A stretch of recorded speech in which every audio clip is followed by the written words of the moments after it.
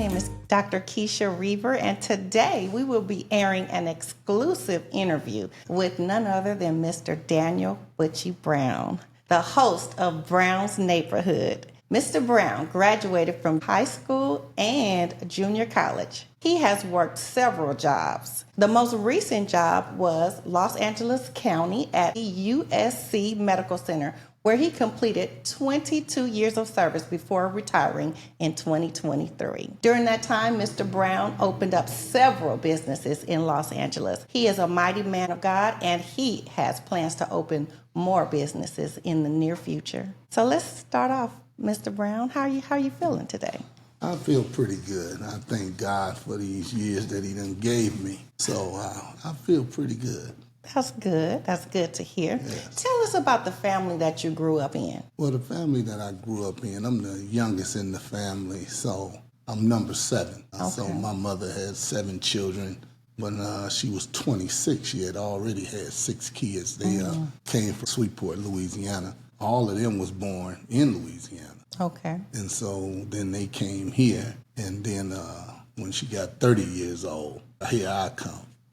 She said, I didn't want no more kids, but here you come. And so I said, well, have me, I got to be the chosen one. That's right. And I'm sure you've been a blessing.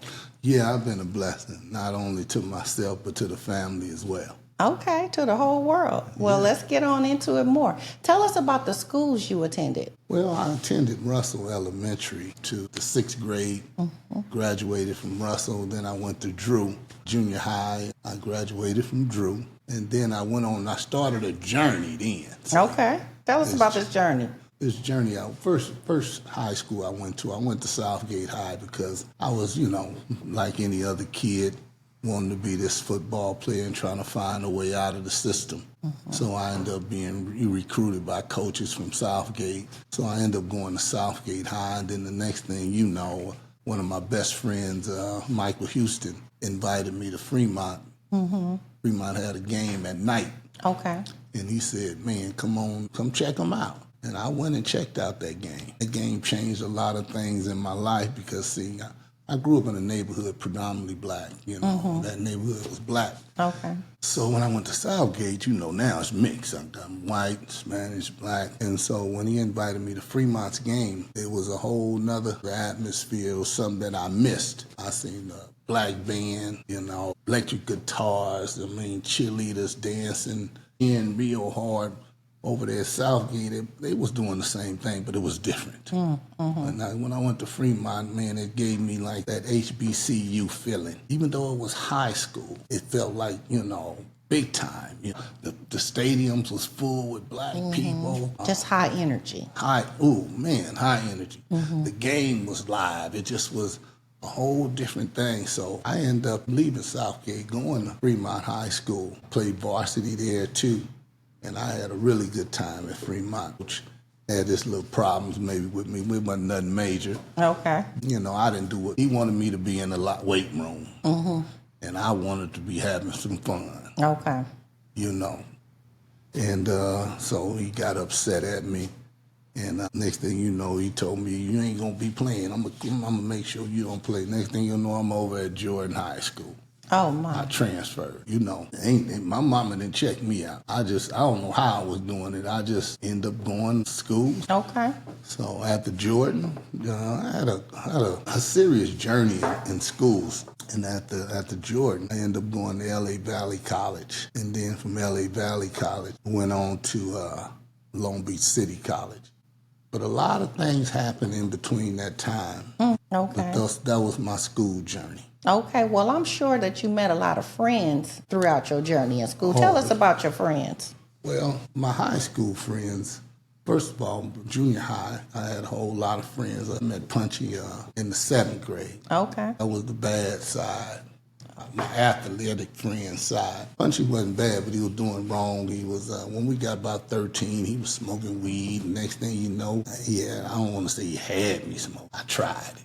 Okay. So the lifestyle of that with those friends and the lifestyle with my athletic friends. So that was a pretty much a big difference in growing up because I still was flirting with that side. And then I had my athletic friends and living that side of life as well. And so went on to college, and then another guy named John that we became really, really, really good friends for several reasons. Okay. You know, I don't know if I need to be talking about those reasons or not, but quite a few years, and then later on, things changed. I can talk about the life that I was living while I was going to school, you know, and being a product of my environment led me to, like you say, smoking weed and a little bit of selling joints and things like that. Okay. In my, you know, to make a few dollars. Okay. All right. You know, and that led on to other things. Okay. So you were like showing a little business side in your other life too, as well, before you. Well, I ran it just like business, even though I was selling joints. I don't know how the people would take this, but then back then, you know, kids smoking weed. You know, it's illegal now. Back then, it wasn't illegal. You know what I'm saying? But then, you know, now they can make money off of it, so now it's legal. It wasn't legal for us to sell nothing to try to make some money then. $10 for it. Selling, roll up about 50 joints, and I make $40. So growing up in my neighborhood at that time, you know, spend $10 and make $40 was pretty good back then. Right, and that would help you like survive, get the essentials, things that you needed. You know, I mean, and, you know, we was just playing football and wasn't working. So if your parents couldn't give it to you, you wasn't gonna have it. And so don't get me wrong, my mama was making sure I had those necessities of cleats and pads and stuff like that. But anything outside of that, you just wouldn't have it. So I started doing that, and that's one of the things that happened. When I ended up getting to Fremont, I really got active. Right. Okay. See, at Southgate, I wasn't really, really active. You know, because I'm over there dealing with Different environment. all totally different environment. Got over to Fremont, you know, football was very active, but then after football season, it was like a whole nother story. And, you know, going to those basketball games, it was live for me. Live for me to sell those joints. Okay. I hate to say it like that.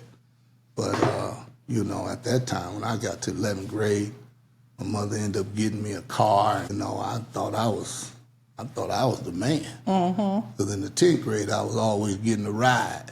Okay. I didn't want to mention this story. I mentioned a friend of mine named Leroy Bishop. The second half of the 10th grade, I was at Fremont. And he was riding home on a bike. I'm on the handlebars. He ride. Here come a car at us. He done jumped off the bike. I done got hit by the car. Oh, no. Oh, yeah. I'm like up under the car. Thank God he saved me. Yes. Thank you, Jesus. Even though I had got about 3 or 4 stitches in my head, too. Crazy as that is, I played that happened maybe like on a Monday or Tuesday, and I was playing that Friday night against San Pedro. We up in San Pedro. And I still they done wrapped my head. Coach loved me at that time. He riding me around in this little Mercedes-Benz like I'm really special or something, you know what I'm saying? Then months later, when I'm running around selling them joints, he done turned against me. You know, he might have didn't know I was selling joints, but I wasn't in the weight room. I wasn't doing what he wanted me to do.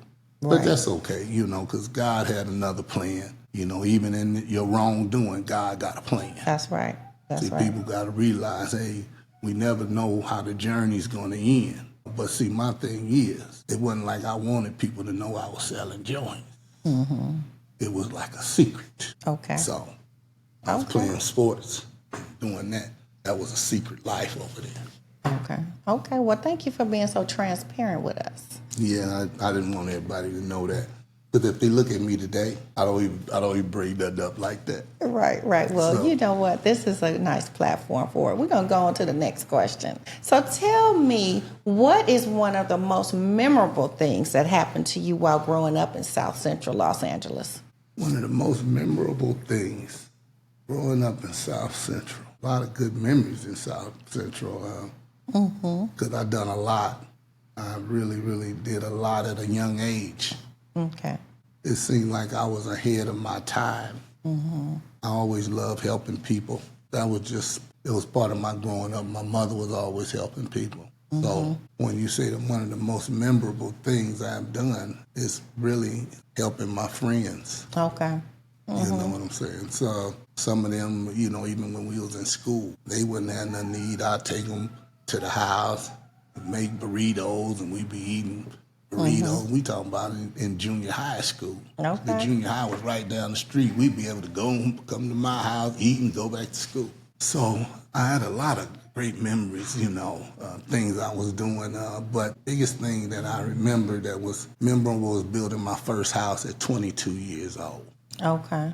Okay. That was huge for me. Okay. Okay. You know, because most kids wasn't doing that. You know, you got to understand, I was only out of college maybe about 2 years. This, you know, it just came to me, and I asked my mother, and I built a house behind the house. Okay. I guess she might have thought I was crazy too. So that's the most memorable thing I did. Okay. Okay.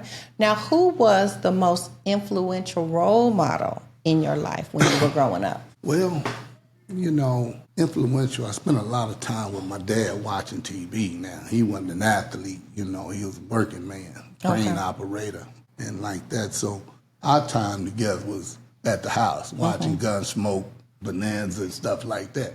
But when that was over, that wasn't going on, I was at the park. And those men was very influential because I love sports. And they was, you know, they was coaching the teams, so they was instilling a lot of good things in us, you know what I'm saying? And it was hard. It was hard on us playing then. You didn't get no breaks then, you know. And one of the toughest coaches was down there was Roger Mosley. Roger Mosley also played on Magnum P.I. Yeah. For a long time, he was on Magnum P.I. Wow. Before all of that, boy, Roger would tear you up out there on that football field, make it real hard for you. But he was getting the best out of us at that time. Okay. So we would say Roger Mosley, Mr. Spann, Otis, Mr. Roslin. Them was more than most people over there at Roosevelt Park. Okay. Yeah. And I remember Deputy Fernandez came to my house when I was getting ready to play tackle football. He coming to your house, making sure the contract is signed with your parents and all of that. So I still remember those names, and that's about a long time ago. If I tell you how many years ago, you'd be like, man. Right. So they must have been influential. You still remember their names? Oh yeah. They played a big part in what it is today. Right. So thank God for community. That's why I'm still in the neighborhood. Right. Giving back. Giving back. Okay. Okay. Now tell us about some of the challenges you faced growing up in South Central LA. Ooh, Lord have mercy. It was a lot of challenges. And that's why I say about that marijuana. I was trying to be able to make a living because you're seeing all of this going on, you know what I'm saying? A lot of gang banging, never again. So, wasn't no gang banging. But what can I do in secret that I'm seeing all of this stuff going on? So the challenge was trying to navigate what it was that you were seeing in your environment. Yes. And trying not to be involved. Trying not to be involved. Football kept me not involved, so it kept me balanced. But when football season wasn't in, then I would go over, you know, here. So I guess I was smoking a little weed, selling a little weed too. Okay. All right. Well, now tell us about some of your first job experiences. Well, my first job experience was really when we was kids. We would go to WSCAC and work in the summer. Okay. So you, like, what is that? WSCAC was Watts, Los Angeles, something, you know. Like Community Action Center or something like that? We would do that and get paid every 2 weeks. That was really the first job we had. And from then on, there wasn't no other, you know. They had after-school jobs, but I wasn't working no after-school job. I didn't really, then when we got to college, the coaches would give you a job, but you really wasn't working. You know what I'm saying? My job at that time was something else. That was my first job. That was your first job, coaching? No, my first job. You don't want to say what my first job was. Okay. My first job was, you know, try to make some money. Okay. So that was really my first job. But after that, then I ended up working at the Coliseum. I started doing some entrepreneur stuff very early, too, because my sister had a friend that had a transportation company called Walker Transportation. Okay. And Mr. Walker let me have my own van in the transportation company. So I was running my own van, so I was getting a little bit taste of this entrepreneur stuff. I was kind of mad when he let his son take over and he ruined it all. Oh my God. Man, I was hot. I thought he should have let me take over it, but I'm an outsider. I'm like, boy, I was hot. Ooh, Lord, I was hot. So they took your van away? Well, didn't take the van. I owned the van, but when he didn't get the contract, it was a VA contract. We would go pick up VA people, take them to the outpatient, let them see the doctors, and then we'll take them back home. So I got a lot of traveling going on. That was, my job. I've done a lot of jobs, you know what I'm saying? And after that hustling job was over, then I had to choose a different way of life. God had started to touch me then, see. Okay. So if they couldn't believe some of the jobs I took to get on the right track. Okay. So you were just trying different things. Well, I'm telling you, I went to the bottom. Not that I had no money, because I'd already built me a house and all that kind of stuff. So I had income coming in, but I wanted to work. So I went and took, even after having the transportation, your own van and all of that work. So I went to work and started delivering for Pizza Hut. Oh, okay. Out of my neighborhood. Okay. Because everybody knew me in my neighborhood. They'd be wondering, what's wrong with him? Right. This man, So I did it outside my neighborhood. And after I did that, God had drew me on into the church. And, I stopped working at Pizza Hut. And one of the biggest things happened is I was in church. Brother, I didn't have a job at church. And so he just said, stay here. And I stayed there, and I'll be coming in church, sitting there. All right, I'm here, and I'm just listening, because that was another world. When the world, I come out there in the world, all of that going on, now I'm in church. It was a whole nother lingo, a whole nother this or that, and I'm looking at it, and I had to stay there and stay put and be taught all over again. Okay. Then after I've been taught there, then a brother at the church, Brown, I got, there was some other brothers was giving out a job. They didn't even give it to me. I was like, why they didn't give me that job? Right. That, like Julian Gallo and all that stuff. I was like, why they didn't give me one? But there was a brother named Ricky Walker. Brown, I'm going to give you a job. So he was working out there at Tower Records. He said, it's a loss prevention job now. I said, okay. He said, you have to wear your plain clothes. No. So I was like, I'll take it. And so I started back working at Tower Records. Loss prevention. When you're used to making money, it's hard to wean yourself off. So you have to wean yourself off. So I ain't finna say God, he just let you know you're doing better. Right. Okay. That's what the bed at the church said. Bed at the church said, what's his name? Brother Shelton. Brother Shelton would say, you're doing better. You're doing better. That was enough to hear that I was doing better. You know what I'm saying? So I just hung in there on the job. And then I ended up start working for the school district, as a custodian. Okay, for Los Angeles school district? I was in Paramount Unified. Oh, okay. And I stayed there a couple of years, and then I took the test for the county. And believe it or not, that first time I took that test, I didn't pass. But you know what? When they gave me the pre-test, because they give you a little pre-test, right? And I'm looking at the fractions and I'm looking at the little stuff. And I'm like, oh, man, I got that. Because I was pretty good at math. I remember my math teacher at Charles Drew, Miss Green. So I was pretty good at math. And I didn't pass that test. Boy, I was devastated. Because I've been praying, God, I need me one of these county, city, or state jobs. I just need one of them. Right. Right? So I got my second opportunity. But I had to wait 6 months to take that test again. Boy, the next time I got a chance to take that test, even if I knew how to do the fractions and all that, I still was practicing on it. I took that test again an hour. I think I was finished that test in about 40 minutes. Wow. I walked out there, took it Olive View. The test was in Olive View, and that's over in Burbank. I walked out of there, I knew I'd already passed that test. And so you get on the county list. I was maybe like bad too. Had some good people in my life that they was working at the county and they kind of helped me get in too. And this lady named Miss Bowman picked me for the job. Okay. And what was the job title? Oh, the job was just intermediate clerk. Wasn't no big time job, but I was a big time person. But it was a steady job. Oh yeah. Oh, it was like finding gold. That was gold for me. Okay. You know, I was coming to work with a shirt and tie on, just like this here. Everybody else just looking regular. You took it serious. Man, I was saying, it was wondering what was wrong with me. For real, for real. In the time of being there, I learned a lot.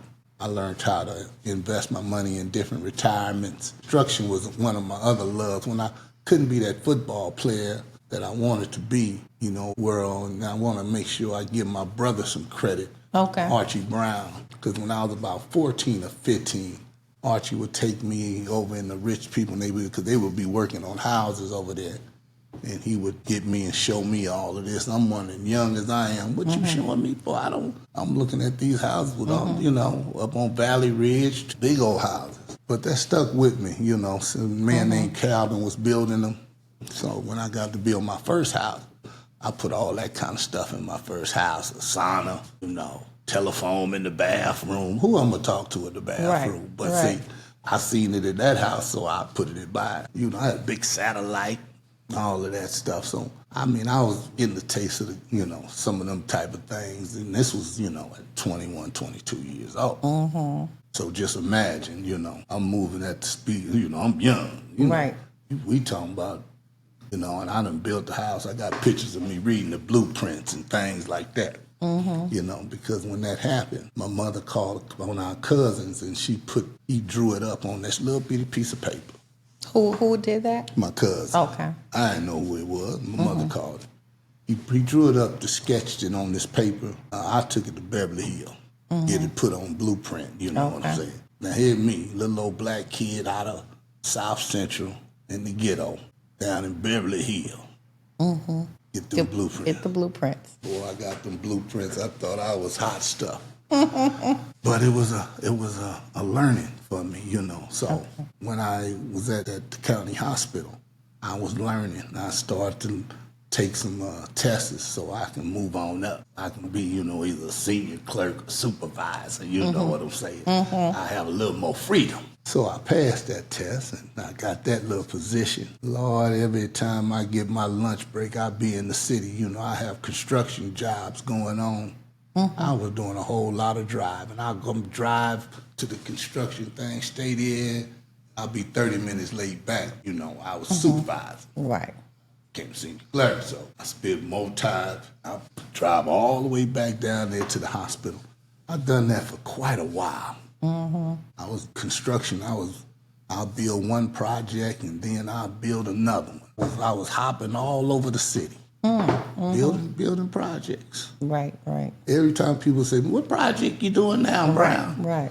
I would be doing another little project. God was really blessing me. I was at the county. I had got so many, you know, different little business going. I had to retire.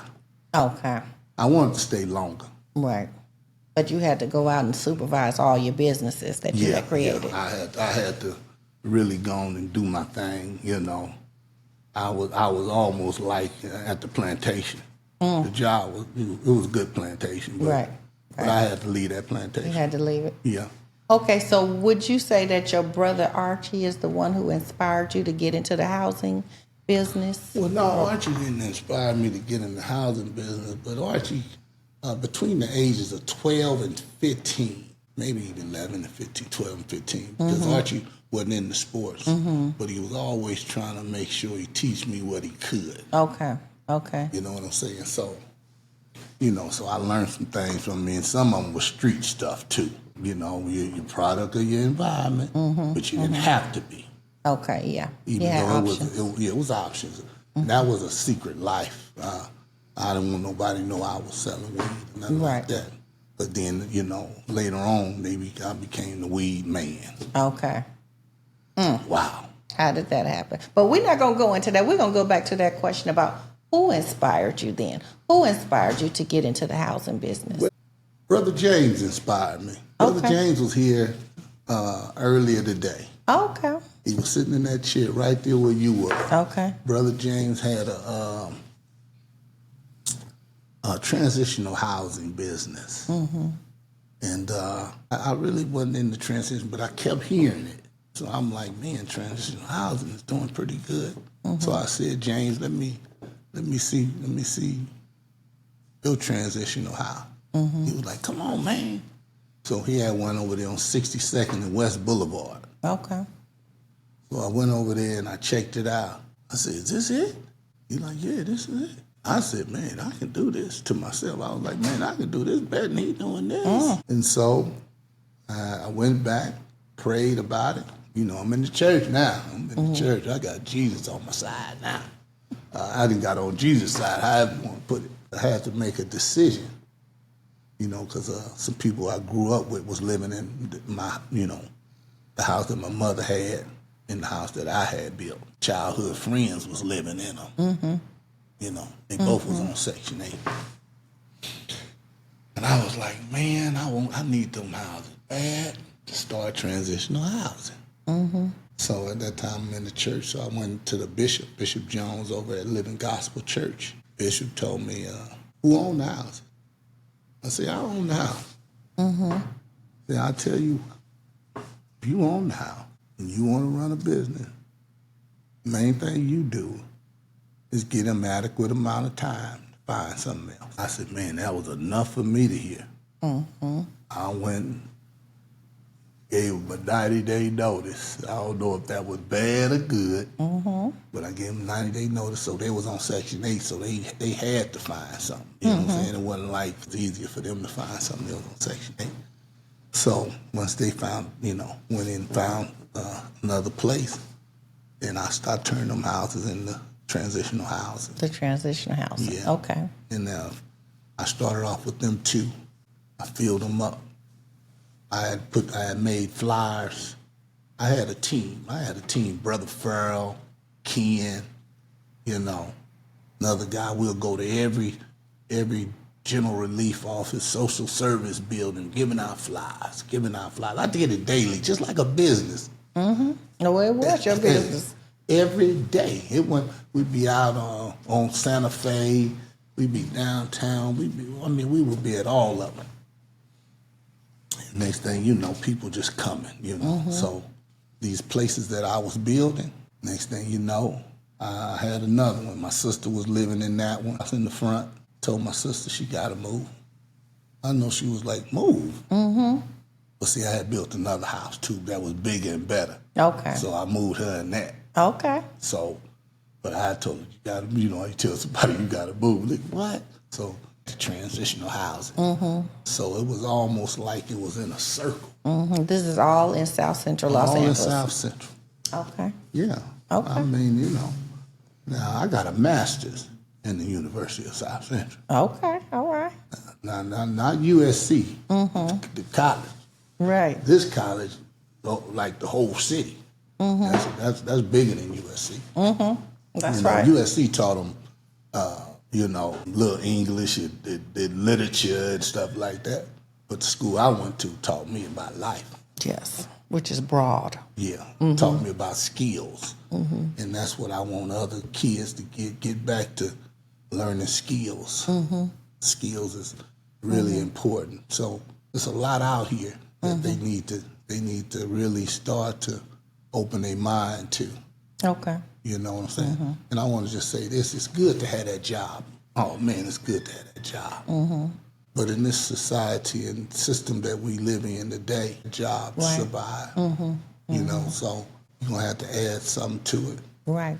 And anything that you do outside that job is being an entrepreneur. And it don't have to be always big. It can be in whatever you want to make it in, you know. Because I done tried it all now. Right. Not That all, but a lot. segues into my next question. I want to know what led you to start other businesses outside of the transitional housing in South Central Los Angeles. Whenever you want to be stretched. So I did all kind of different kind of housing, not just transitional housing. I went into licensed facilities, which is adult residential facilities. And so once I started doing those licensed facilities and sober livings and stuff like that, God was just blessing me so much. It was out of this world. You know what I'm saying? Because the church had a building over on Manchester in Vermont that was vacant years. They wasn't even using it, right? So I told Brother Shelton, which is my mentor, I said, man, I want to see it. So he said, go get Brother Lee and get the key and, show you the building.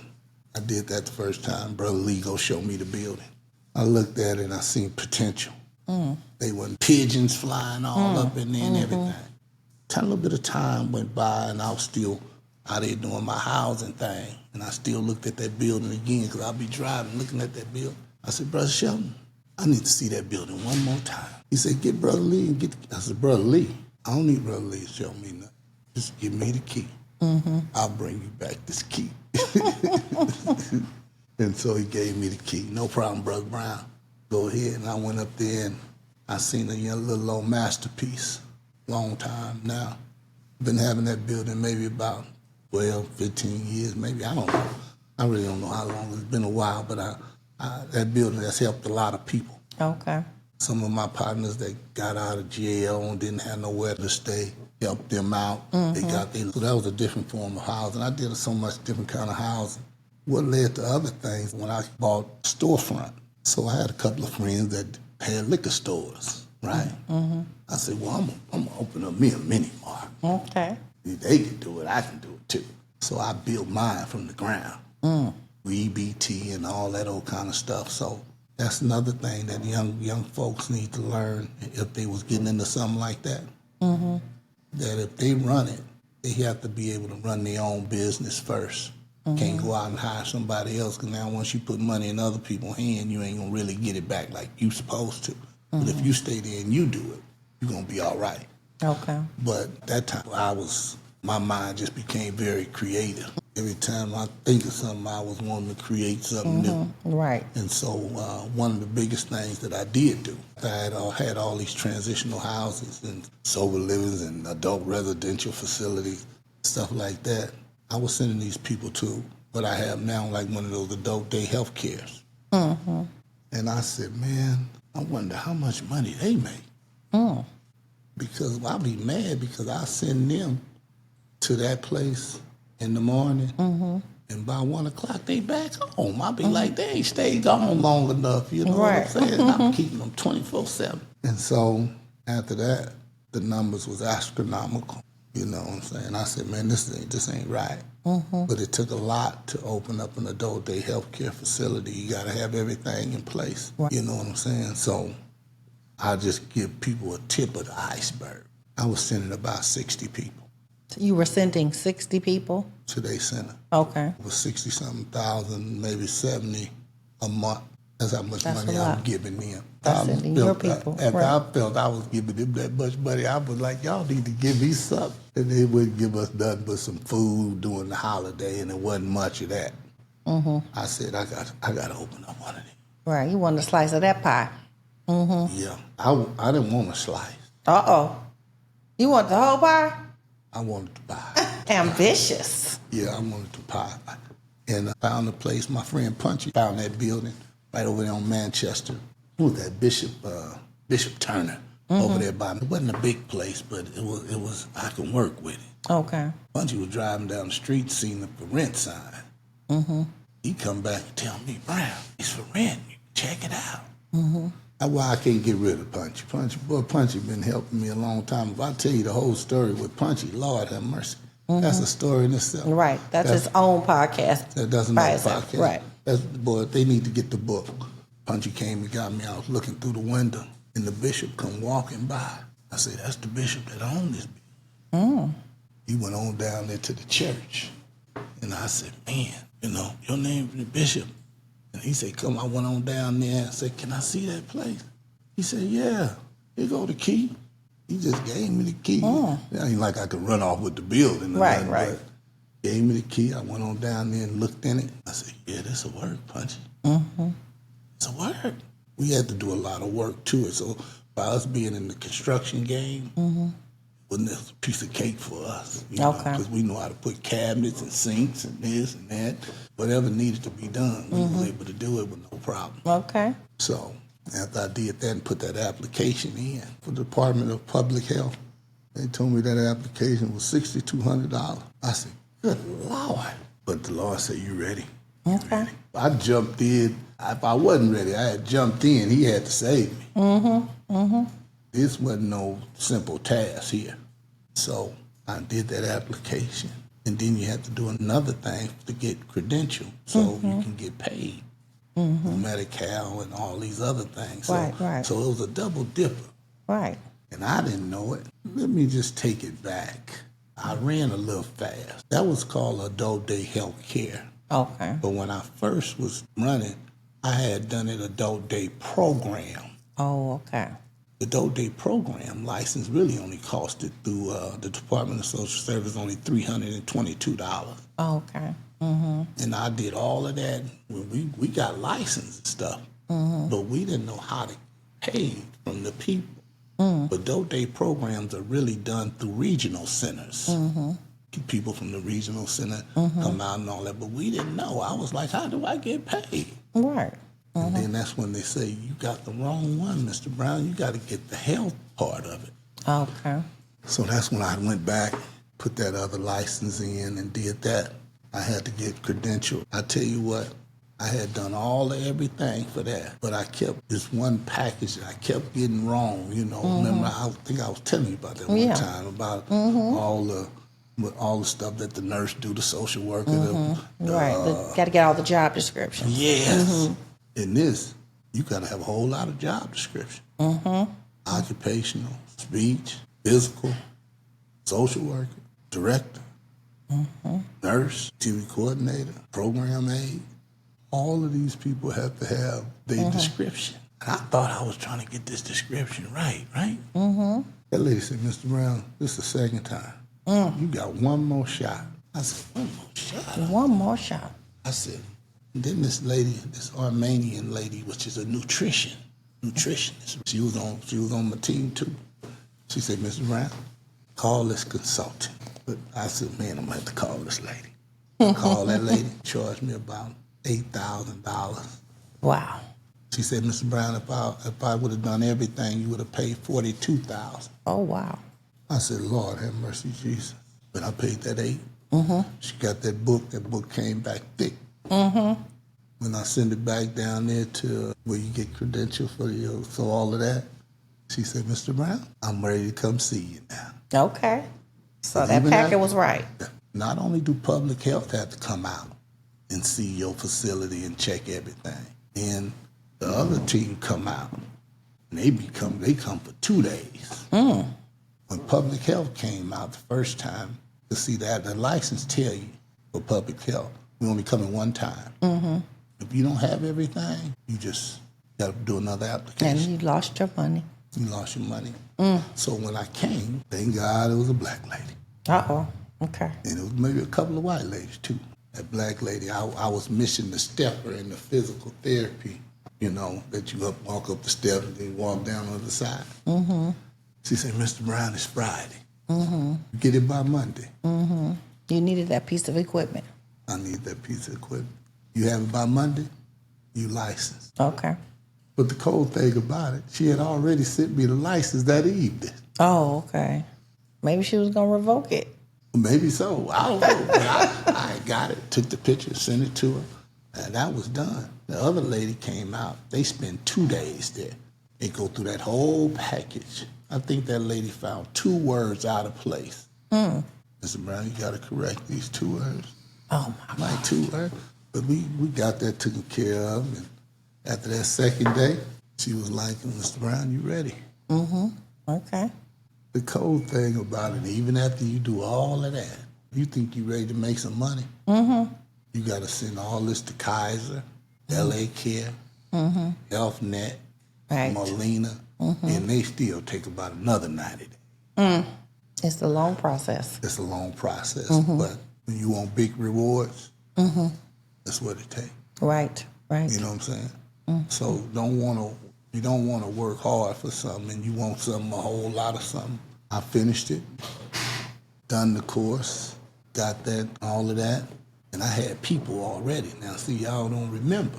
I was already sending them 60. So I had already had a team of folks already because they was living in my facility. I had a kind of a little ups on it a little bit.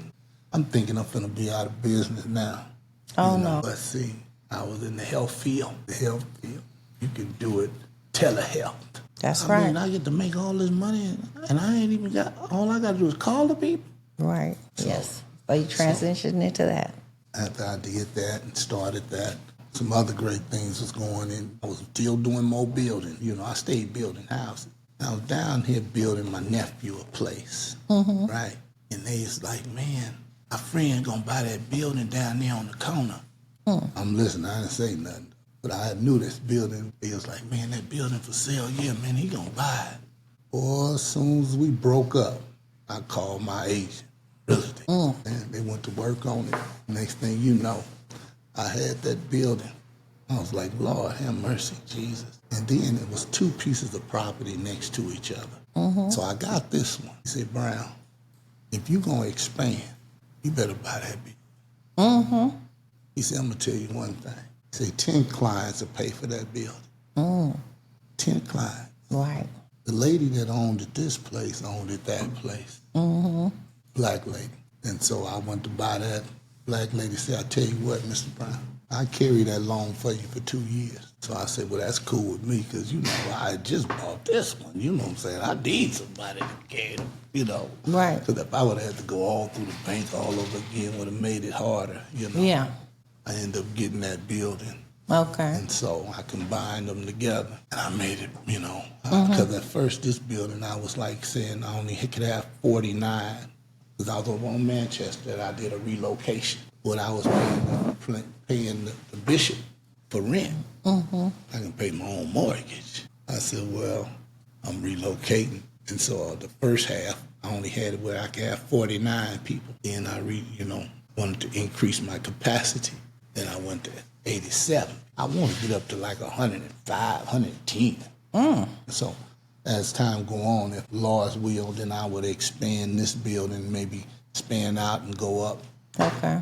That was this journey of this project.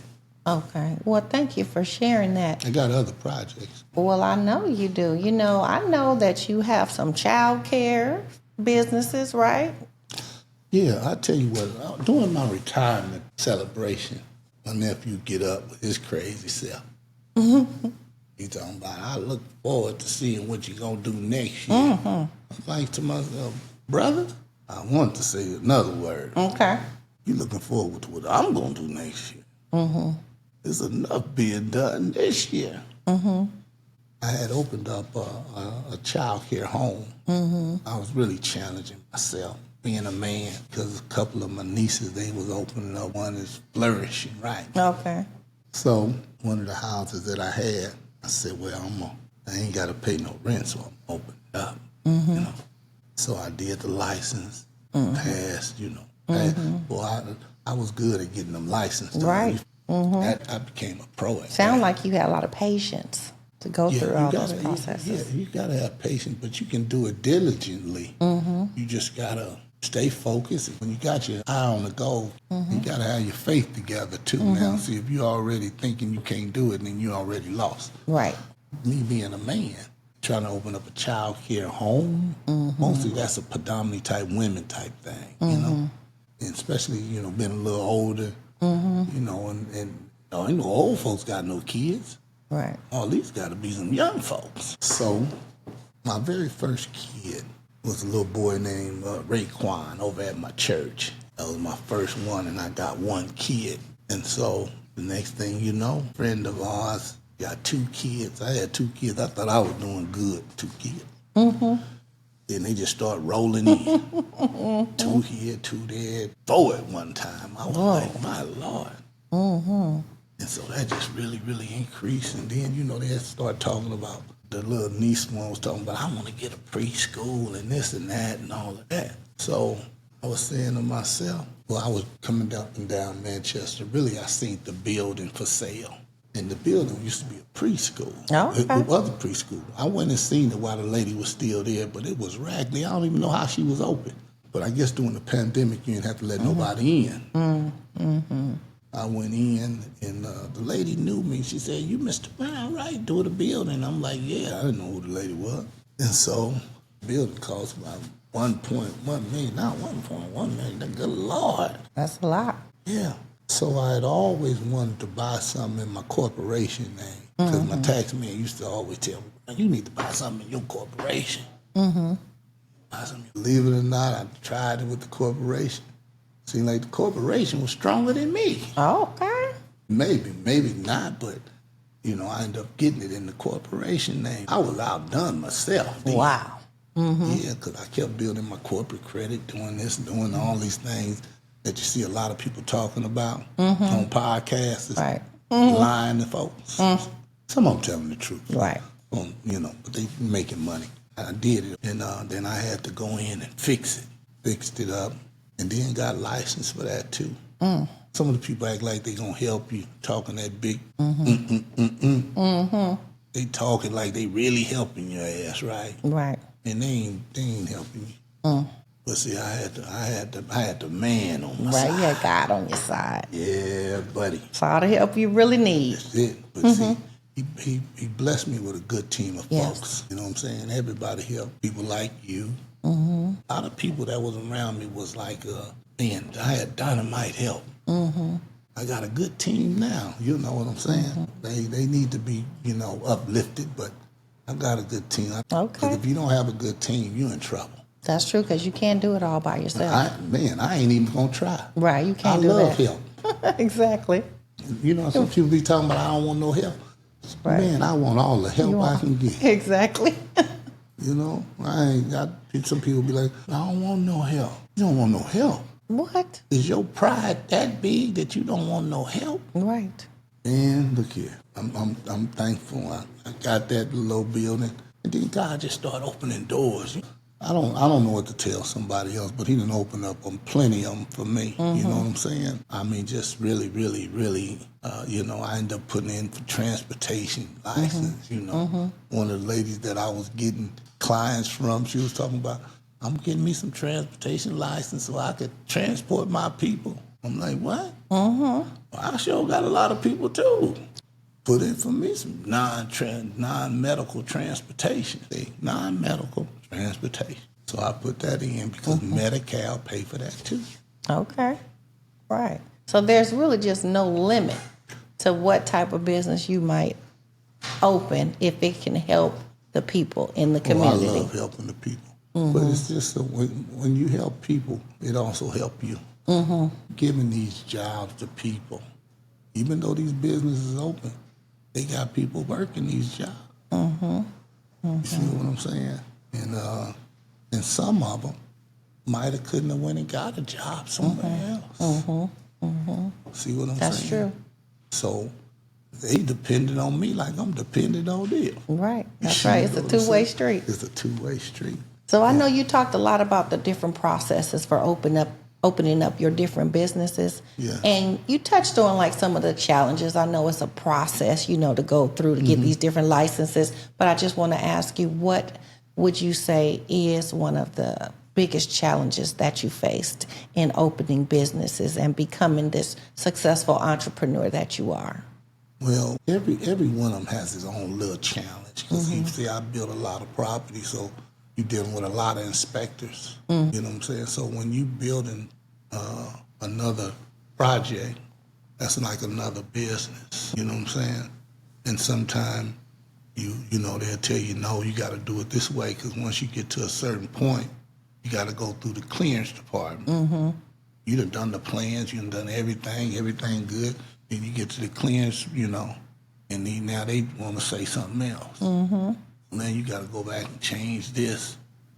You know what I'm saying? And sometimes the process could be 3 months, 4 months, 5 Right. months. I mean, so you got to just, if it's something you really want to do, you're going to have to stay focused. You're going to have to stay patient and believe. You know what I'm saying? So every one of them has a different challenge. Just like the healthcare had its challenge. Yes.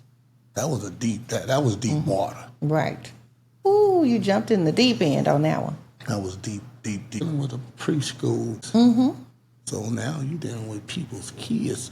Even child care homes, you're dealing with people's kids. Picking them up and all this other stuff. So you have to really be good at what you're doing. You know what I'm saying? So, and then you gotta wanna, in the beginning, You gotta want to how to work your business so you know what's happening in your business. Then once you learn how to run your business, then that's when you start letting somebody else work it. Right. And you just operate. Right. Okay. So that's how I go. So Okay. All right. Well, we just have a few more questions. okay. I want to ask you, what do you like most about being an entrepreneur? Man, I love being the boss. Okay. Oh, it ain't nothing like being the boss. I tell you, you know what I'm saying? Get up when you want. Right. So you really building leadership. Because Okay. everybody's a leader, really. See Right. what I'm saying? In their own role. In their Right. own role. Everybody got sure they're, you know what I'm saying? So I love being able to teach somebody. That's, you know why I like it so much? Because some people look over that person right there. They're going to look over Brown. And I go really teach somebody else. And then they say, dang, look at that. I should have took advantage of that. You know what I'm saying? So I love teaching people. I love being able to see them, say, maybe graduate, grow up, and be able to do their thing. You That's know what I'm right. saying? Because I can say I was part of that. To see my thing as business go on, I want to be the boss, but I want to work with people where I'm let them be the forerunner. I'm gonna be the caboose. Right. I'm just part of the business. There's somebody else, doing my thing. Right. You don't have to be in the forefront. Let someone else be in the forefront. it's Let time. them take the lead. Yeah. Okay, I got you on that. I want to, whatever way I can, be helpful. Right, to be helpful. Good. It's good that you pass on your knowledge and help other people in the process. Yeah. Oh, yeah. I got something up in here. Okay. It may not be everything, but it's a little something. It's enough. Yeah. Well, now, if you could change one thing about your career path, what would you change? Well, the only thing I really, really would change is when I was young, if I could have had a mentor growing up, Okay. being young, even people that we was the coaches and stuff like that, but then they was coaching a lot. Like, really had that mentor to really teach you how to train, teach you how to study at school, not just letting you know how to different things like that. Then I could have maybe made it in that professional football life. Because you got to have your grades together. You got to stay in tip-top shape. And if you have somebody to kind of keep you rooted and grounded, I think that's the one thing change. All that other stuff that I did was learning for me. You know what I'm saying? So I don't really regret none of that. This is what God wanted for me anyway. Right. Sometimes you might want to go this way or that way, but it's what God really had planned for you. That's right. All your experiences. You ain't gonna have nothing Right. if God don't want you to. That's true. And all the experiences you had made you into the man you are today. Yeah. I'm pretty. Okay. Well, now tell me this. What advice do you have for anyone who aspires to become a successful entrepreneur such as yourself? Well, my advice is to believe in yourself. Okay. Know you'll just try to jump to the top step, and you know that you got to take it in steps. See, a lot of times people want to get to the top, but they don't want to walk up the steps of getting there. So focus on whatever you like, something you really like doing, you know what I'm saying? Sometimes people want to do stuff that make money and they don't have no passion for it, so they're not going to really put the drive in that. Okay. So if it's something that you know, and you can learn it, just like kids, I love that. You know what I'm saying? I coach, I do all these. So when it's into dealing with preschool and all of that, that was, it was easy. You know what I'm saying? People, grown people, all of that, transitional housing, that was easy. You know what I'm saying? And then eventually, these people started to love you. Them kids love me. The grown folks love me. It's enjoyable for me. You just loved. That's good. And it's always good to love what you do for work. Because what's that saying? What do they say? When you do a job that you love, you never work a day in your life. You understand what I'm saying? So this here, what I do, it's cool for me. Okay. All right. Now, this next question came from your nephew, Xavier. We want to keep emotions intact. Okay, we're going to keep emotions intact, but I want to get this question on the table from Xavier. Right. What is your vision for how your business could impact your family? It's starting to impact them now. Okay. Because they didn't do something that they starting to see. Sometimes you gotta open. You ain't ready to get on board. The train is gonna keep rolling. Okay. So if they got first they just didn't see it. Sometimes another person. People that ain't your family. They can see it all. Okay, like your vision. Yeah. Or they probably see it in your family. Still wondering. What is he doing? Like, what's going on? Yeah, Right. yeah. And they can see 5, 6, 7 business. They still talking about, when he gonna get there? Get there. Right. You already there. You know what I'm saying? So then they, one of my relatives, which is my sister, she's always been down. She always. Okay. Once she retired from the county, she just came to work. And she was just down with it. And so then, once one do it, then the other ones, you know what I'm saying? Then some of them a little slow for. I got to try to help them pick up the pace. Right. You know what I'm saying? Don't you want something, but you don't want to work for it. Come on now. Then once you get a taste of it, see, it's like anything else. Once they get a taste of it, maybe he all right. So they now starting to really get it, and they really being helpful with the preschool and the child care and stuff like that. And so, it's expanding. That's good. You're really creating a legacy for your family. That's awesome. Well, yeah. I want something that continues. Sometimes when people say generational wealth, generational means one generation. I want to be a continuous type thing. But people got to be able to see that. Yeah, pass it on down to the next generation and the next generation. But you got to try to teach some of that too. That's true. Have family meetings, talk about it. Some people gonna live in the box. Some is not. So. Right, just share your idea and your vision. Yeah. So that they can catch and then on. Once sometimes people see something is done, they can believe in it. It don't always have to be super big. Right. You know what I'm saying? Something small can be big. That's true. That's you know true. What I'm saying? So that's the way I look at it. I don't despise small beginnings. That's right. Right. You got to start somewhere. Everything I done done started small. Right. Next thing I know, I don't even really know how big it is. Somebody else had to almost tell me. Right. It's so big, you got to put it all on a podcast and in your book that's coming. Yeah, I got to do that book. Boy, they get the juice in that book, boy, it's going to be something else. It's going to be something else. Well, this is the last question. In closing, is there anything else that you'd like to share? Well, I just want to share, so I got to go. I just want people to it ain't going to happen. You know what I'm saying? Yes. And they're like, a lot of people say, dream big. Sometimes people say, what's dreaming big? Well, dream bigger than where you at now. Right. You can, if you really can believe it, you can achieve it. That's right. You know what I'm saying? I mean, a lot of stuff that I'm doing is a belief now. You just got to bring it to fruition.